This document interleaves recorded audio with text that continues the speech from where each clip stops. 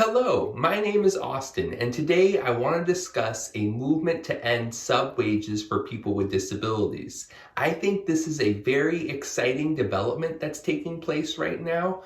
What's happening is that people with disabilities for a very long time have been paid wages under the minimum wage. This means people could be making, $4 an hour or even, less than that, and that practice is ending in a lot of states.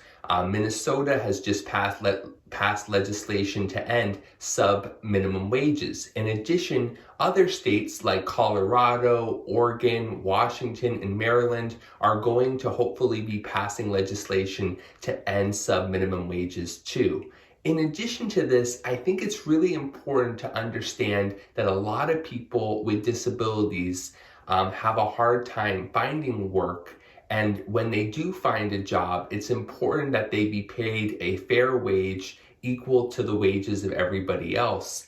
And I think that there needs to be more of an emphasis to bring up supported employment programs that have medical professionals leading them, people with degrees in occupational therapy or psychology or social work, to be running the programs and be providing real services that are grounded in research and practice. I feel that a lot of these supported employment programs do not always do that, and a lot of them are run by people, or at least on the ground have people who are paraprofessionals. That's really the backbone of the supported employment, and these are people who are not trained with a background, with a medical background toward supporting people with disabilities, and really don't have the experience and research always to provide that support in that type of setting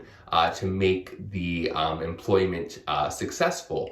In addition, I think that the supported employment organizations themselves are looking at a lot more of, here's a slot that's open, maybe a stalker at a grocery store and they're open to hiring someone. We're going to put whoever comes in into that role, rather than really trying to understand the person who's coming there and what their long-term goals are, how they would fit in the role, and really trying to have an open dialogue with them to figure out what job placement would be best for them. I'm hopeful that we will see this movement progress as regional centers begin to try self-determination plans that really allow the person to dictate what services are provided, how whatever money they're being provided and resources are used.